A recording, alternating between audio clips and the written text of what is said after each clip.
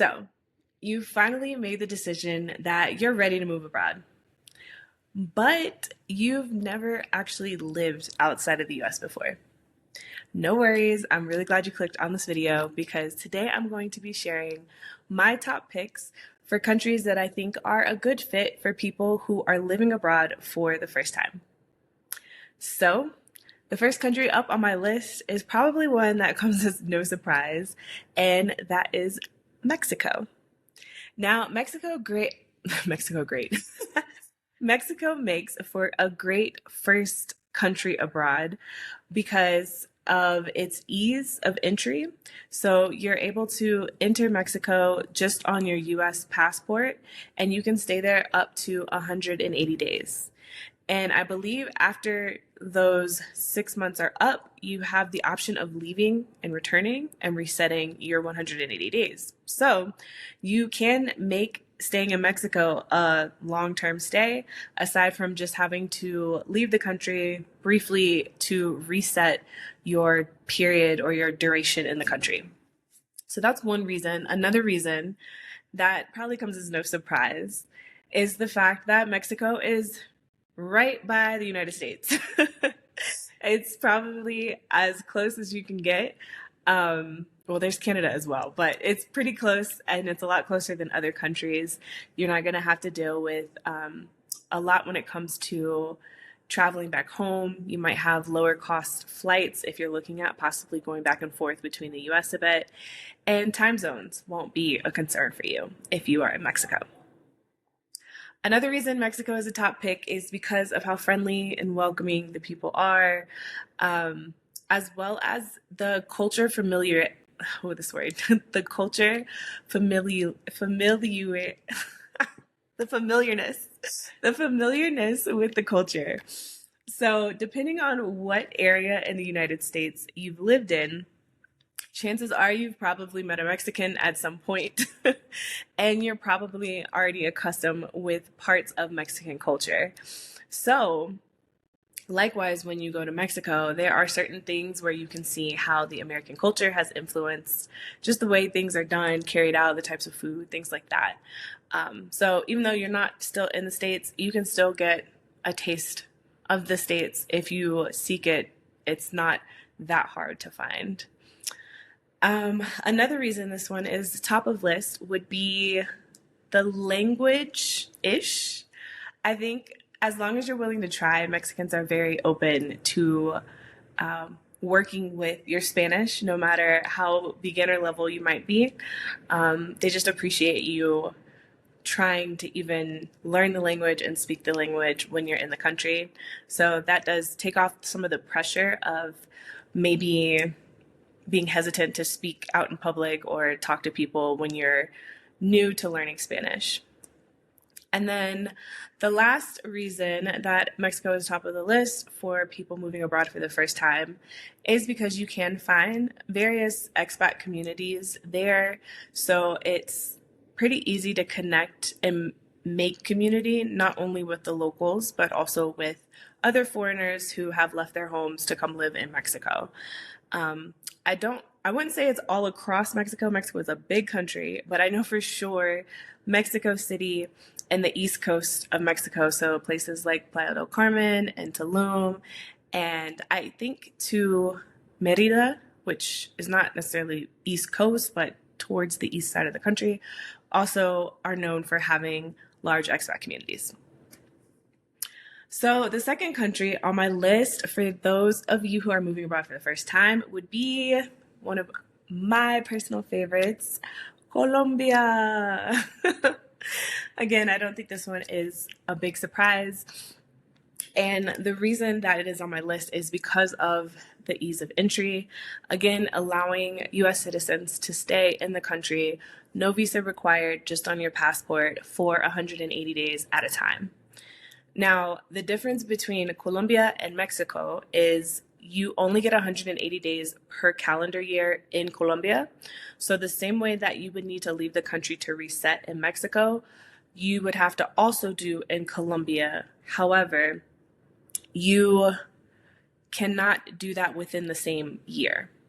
So to explain this a little more clearly. If you were to enter Colombia in June, right, and you stayed for 6 months, so essentially till the end of December. Now, depending on when you enter in June, we'll just say you're right under the 180-day mark, right? You stay for 178 days. Well, even though your time to stay in the country resets with the new calendar year, you still have to leave the country and come back in because technically that new stamp on your passport is really what resets your time in the country. But essentially, if you time it like this, ideally you could stay for an entire year. You just have to leave the country one time in December.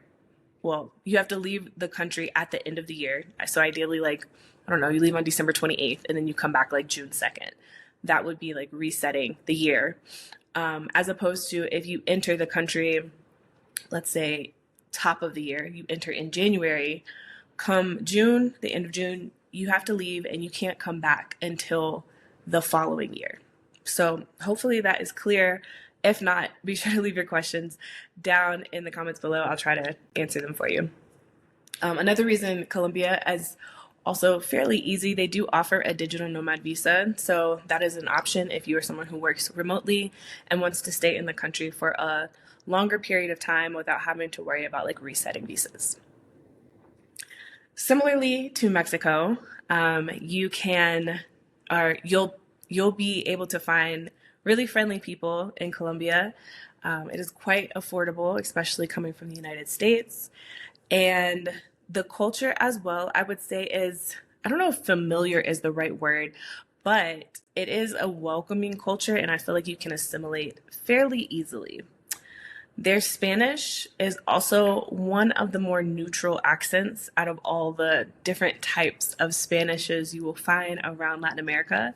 So if you are trying to learn, that's where I would highly recommend that you start if you want to really integrate yourself and learn the language. Colombia is a good place to do that because not only are the people super friendly and willing to chat you up from taxi drivers to just people that you might pass on the street, but it's a lot easier to understand the language and even be understood, I think, just because of how neutral their Spanish is. There, even though it's a little bit further from America, the time zone is the same as the US, so that is helpful if you are working remotely. And there's also a really large expat community in Colombia as well. I frequent Medellin a lot. That's my favorite city to stay in. But you will find expat communities across the country from Cartagena and Santa Marta, some of the coastal cities, to Cali and Bogota. Like expats all over the place, foreigners everywhere. Everybody is immigrating to Colombia because it's such a great place. Okay, the next country on my list is Thailand. Now, Thailand is a little bit further, so this is for the more adventurous people that are looking to move abroad because you are going to have to deal with a little bit of, I would say, culture shock. It is not as familiar or similar to cultures in Northern America, the the west side of the West Hemisphere. It's a very different culture on the other side, as well as very different time zones. So if you are moving and leaving family back home, something to consider is how you will go about, communicating and staying in contact with family because you're literally going to be like a whole day ahead. And so planning times to talk and connect on the phone can be challenging, but it's not impossible. So Thailand made my list because of ease of entry as well. So there's a few different layers to this. You're able to enter Thailand without needing a visa and you can stay up to 60 days. So you can stay for 2 months and just be on your passport. There's an option to extend, I believe, for another 30 days if I'm not mistaken. And then I believe if you want to stay for even longer, I don't know if you need to leave and reset or like what all the rules and regulations are around it, but another option would be to do 90 days on a tourist visa. So when you're actually applying and paying for a visa and you're able to stay for the full 3 months. Now, beyond 3 months, you have the option to stay for 180 days per, you have the, okay, let me back this up. So there is another visa that has become really popular recently, which is the DTV visa, Destination Thailand Visa, which allows you to enter the country multiple times over the course of 5 years. And when you enter, you're allowed to stay up to 180 days at a time, but you must leave and come back. So it's 180 days per entry on the DT visa. So those are some of the options, but they do allow for you to have a longer period of time to stay in Thailand. So that's why it makes the list, because getting in is fairly easy. You just need to figure out which option will work best for you. Some other reasons that it made the list is because of how friendly and welcoming the people are. Thai people are just so loving of any and everyone. You will find people just greeting you with a smile, welcoming you in. I remember the last time I was in Thailand, like people were just jumping to feed me, like yes, come eat here, come eat with us. They're so interested and curious into people, no matter what they look like or what your background is or beliefs. All of that aside, they really are here for human connection. So that makes it a good destination for someone who is living abroad for the first time. You're already having to adapt to so many new cultures and living in a new destination, and there's so much newness, and it's really nice to be in a place where the people are really friendly and welcoming in that way. Another thing about Thailand, obviously it's super affordable. So Thailand is one of those countries that I like to qualify as like it's easy, or not easy. You can make mistakes and they won't be as painful. And so I say this because as someone living abroad, being in a new country, you're going to make mistakes. You're going to do things in a way that you don't need to do them. And sometimes it can be at a cost. It can be very expensive in certain countries, more so than others. So for example, if you decide to get an apartment in Thailand and you sign on a lease, you move into the place, you decide you actually really don't like it, and you want to move out within the first month. Well, you can move out, but you may not get your deposit back. Fortunately, the apartment was $300 a month and your deposit was $300. So you're just out of the $300. Now, yes, that's unfortunate, but I feel like that's a slap on the wrist in comparison to like the $600 that I lost in Portugal when that situation happened to me. So that's what I kind of mean by it's one of those countries where you can make the mistakes, but the consequences aren't as costly as it would be in some other places. So that's really good for someone moving abroad for the first time. You get that buffer and grace to your bank account, which can be nice. Other things about Thailand would be just the large expat community that you can find there as well. There are a lot of people, I know specifically with Bangkok and Chiang Mai, you'll find groups, and that's where I've seen the biggest expat community groups. But I think there's all types of groups, honestly, of foreigners. They love being in Thailand. I think that's part of the reason you have so many tiers of visas and all these rules and regulations about how long you can stay in the country, because people really do go there and just never want to leave. Okay, another country on my list is Vietnam. Of course, Vietnam is on the list. Of course. This one is similar to Thailand, where you really have to be comfortable with being on the other side of the world, being in a different time zone, being in a completely different culture. But if you can adapt and, really embrace being somewhere completely new, I don't think that you would regret giving Vietnam a try. So similar to the other countries on my list, it does have a fairly easy process when it comes to entering the country. You can enter for 180 days, and then you have to leave the country and come back. But I was there last year and I stayed the entire year, so I can vouch for how simple this process can be if you want it to be. So one of the times that I went to reset my visa, I actually took advantage of leaving the country and went to Japan for my birthday. So that was nice. Got a little vacation and also just reset my visa while I was out. Fairly simple process. You just apply online and wait to hear back. But there are certain things that you need to keep in mind when you're applying for the visa online. Like you don't want to make certain mistakes. And I actually made a video about that. I'll link it up here somewhere if you want to check that out. Just making sure that you dot your I's and cross all your T's when you fill out the application, but otherwise it's fairly simple and you just wait to hear back to enter the country again.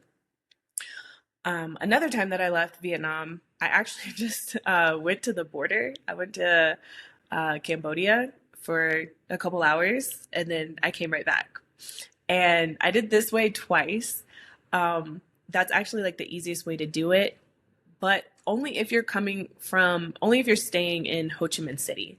I think if you're coming from other cities like Da Nang or Hanoi, it's a bit more of a longer all day process versus leaving from Ho Chi Minh City to go to the Cambodian border is like a half day situation.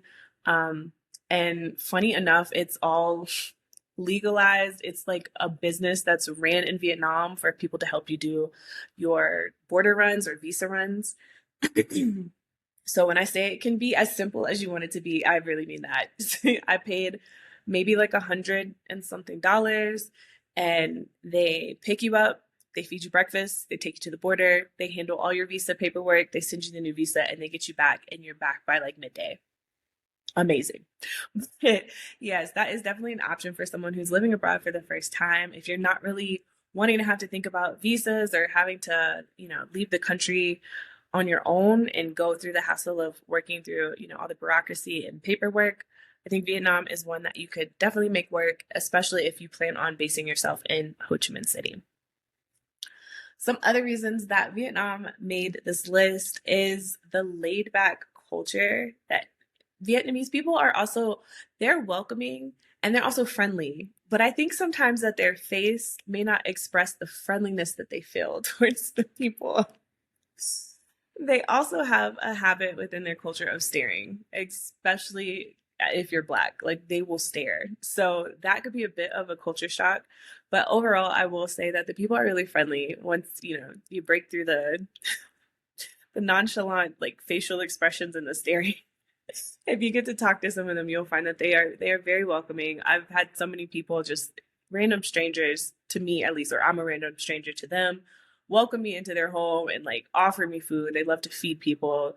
So it is very much a culture that you can integrate to easily. Like I said, if you're open to new cultures and just embracing something that's so different from what you're accustomed to. I also think too, when I say laid back culture, when it comes to, I guess assimilating is the right word, or integrating. When it comes to integrating into the new country, into where you're living, it to me was Vietnam was one of the easiest places to like get settled in somewhere new. So I'm thinking about like setting up a SIM card, or even when it came to like getting my apartment, right, leasing out an apartment.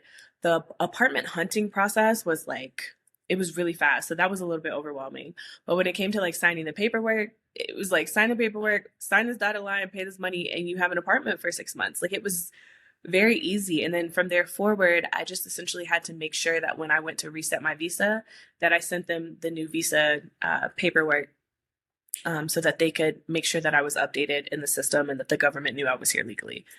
But aside from that, like it was really easy, especially with Vietnam having a completely different language and me not speaking Vietnamese. I found living in Vietnam to be very easy, and getting settled in was it took me maybe 2 or 3 days, when sometimes it could take me a couple of weeks depending on the country. So I would rank that high for someone who is moving abroad for the first time, just the ease of adapting and integrating into society in Vietnam. Another big reason is affordability. Again, anywhere that you move and you're new, you're going to make mistakes, but they are much less costly in Vietnam. Honestly, everything is much less costly as a whole. And so that just allows you, I think, to do a lot more like exploring and just living and not so much thinking about the cost of things, which can relieve some stress, especially when it's your first time outside of the country. Again, trying to find places where you can enjoy the place you're in and not have to think or arrange so much, have to focus on all the other new things and can just kind of live. So I definitely rank Vietnam high for that.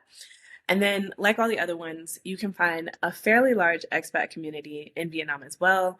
And the great thing about this, similar to Thailand, but I do think a lot of Americans go to Thailand. A lot of a lot of people from the West Hemisphere go to Thailand, but Vietnam really attracts a mesh of international cultures. I met so many people from different places in Africa and all over Europe. I encountered a lot of Russians, like just people that I wouldn't normally come across, you would find within the expat community in Vietnam. So, yes, those are my list of places that I think would be most suitable or at least top of mind if you're looking to move abroad and you've never lived abroad before. Those are where I would start. Just because I don't want this video to be too long, there are some honorable mentions that I will name, which would be Ecuador, Panama, Portugal, and Canada. Similar reasons to a lot of the ones that I named on my list, but those are also ones that Americans move to and seem to really enjoy and find fairly easy to like assimilate into the cultures there. And yeah, the world's a big place. So there are some other places that I haven't named on this list, but I wanted to make sure to only name the places that I've actually been and can vouch for myself. So that concludes my list, but there are more out there. And if there are other places that you would recommend that first people who are moving abroad for the first time add to their list to check out, please do drop them down in the comments below. I appreciate you as always for watching this video. And if you're looking for a way to figure out what's a good country for you, as well as a means for you to transfer your skills into remote work where you can work from anywhere, as well as explore while you're exploring all of these countries I just named, be sure to check out my Beyond the 9 to 5 guide down below. It's essentially a starter guide to moving abroad. So it is perfect if you're watching this video and you are someone looking to move abroad for the first time. All right, so I believe this is day 8 of my 30-day challenge. Thank you all so much for tuning in for me today. And you already know the drill. I will see you here again tomorrow. Ciao.